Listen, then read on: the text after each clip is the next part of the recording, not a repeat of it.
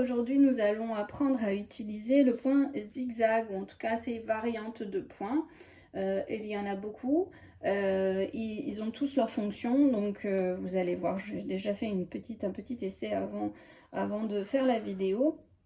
Et donc là je reprends mon tissu, je le plie en deux, et puis on va faire ça ensemble. Donc ici il faut régler le point, donc pour pouvoir faire un point zigzag le plus normal possible, le classique on va dire ça comme ça, et bien c'est le point numéro 4. Donc si je suis réglée sur point numéro 5, et bien je vais descendre à 4. Voilà, ici j'ai un pré-réglage déjà de fait, 1,4 en longueur, c'est-à-dire en hauteur, en tout ce qui est vertical.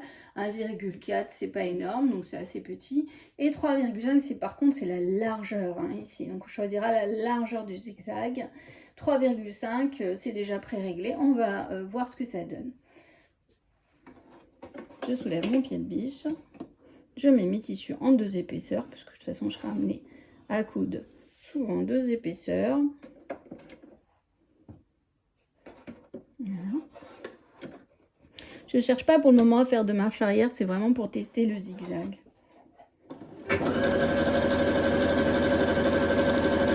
Je m'arrête là, c'est juste pour un essai. Alors vous voyez l'aiguille est pré-réglée, donc elle est pré-réglée, elle est plantée dans le tissu.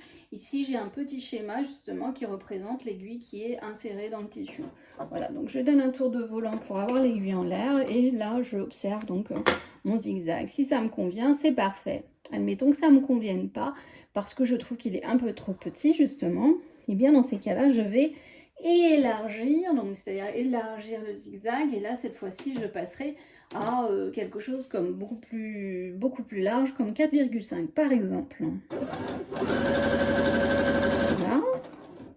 Là il s'agit que de la largeur du zigzag et non pas de la hauteur ou de l'écartement du zigzag hein.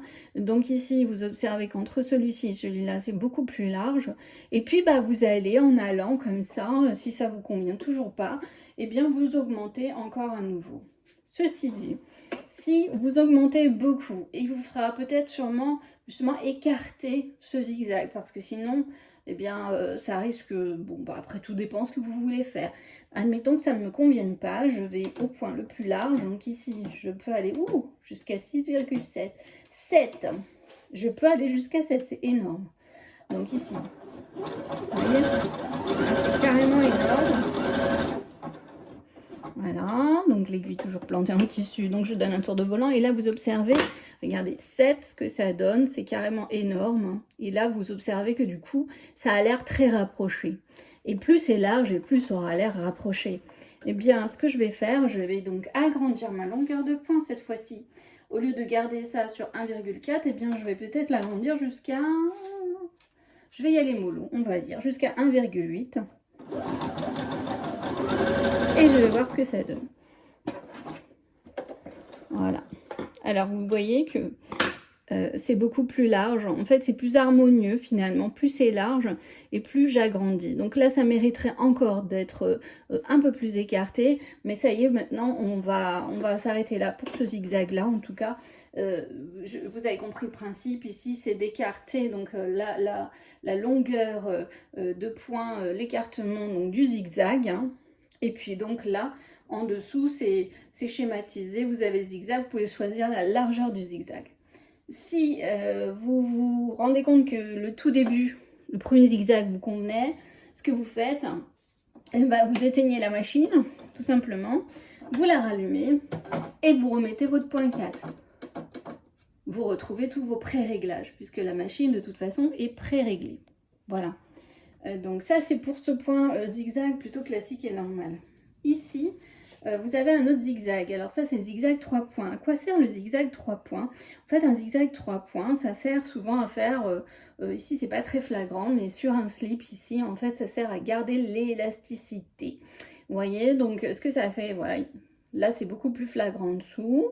D'ailleurs, selon le talon ici, puisqu'on appelle ça un talon hein, sur l'élastique, il aurait pu être encore plus large, ce zigzag, hein, puisqu'il s'adapte souvent de toute façon à la largeur de l'élastique, ou en tout cas à l'allure qu'on veut en donner. Hein. Voilà, et pour juste vous expliquer à quoi servent les 3 petits points, c'est pour éviter de casser et plutôt de stabiliser, on va dire, l'élastique. Hein. Ça permet, les 3 points permettent de stabiliser l'élastique plutôt que d'avoir un zigzag qui passerait tac, tac, tac, tac, en haut, en bas, et qui laisserait donc un peu l'élastique bouger et pas fixé, si vous voulez aller par là. Voilà. Donc ça, c'est pour ce qui est du point élastique. Alors, ça fonctionne exactement de la même manière. Je vais simplement faire une démo sur le pré-réglage. Maintenant que vous avez compris le processus de l'écartement puis de la largeur du zigzag, je vais simplement vous faire une petite démonstration avec ce pré-réglage. Alors, comme du coup, c'est un zigzag qui s'utilise sur des élastiques, bien ici, en fait, j'ai un tissu qui est chaîne et trame. Donc, chaîne et trame, tout simplement, pourquoi on appelle ça un tissu chaîne et trame? C'est parce qu'en fait, la chaîne va verticalement et la trame passe au-dessus ou selon les trames différentes. D'ailleurs, il y a énormément de trames différentes, de tissages différents, d'armures différentes. Eh bien, on appelle ça les chaînes et trames parce qu'en fait, le tissu est bloqué. Hein, c'est-à-dire qu'il ne bouge pas tellement, contrairement à des tissus extensibles qui n'ont rien à voir. Donc, ce zigzag s'utiliserait beaucoup plus pour des tissus extensibles, puisque là, il s'agit aussi de poser un élastique, mais pas que.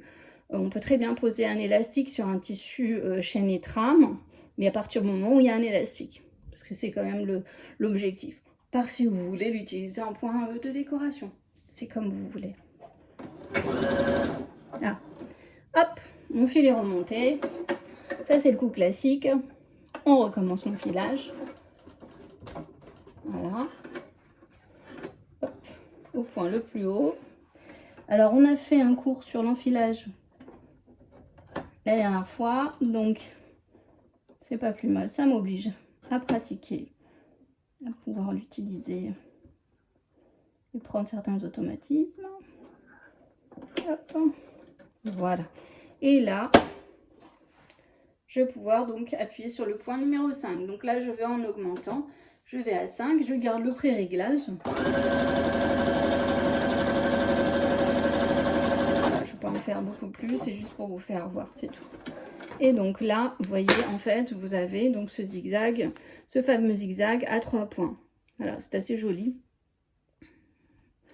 Voilà, donc suivant comment, si je tire le tissu, vous voyez, il y a une irrégularité. Bon, elle est minime, hein, vous la verrez peut-être pas comme ça, mais en tout cas, j'observe que le zigzag, lui, il a bougé un peu à ce niveau-là, ici. C'est très léger, hein, mais il a bougé un peu, et du coup, parce que j'ai dû trop tirer sur le tissu, vous voyez.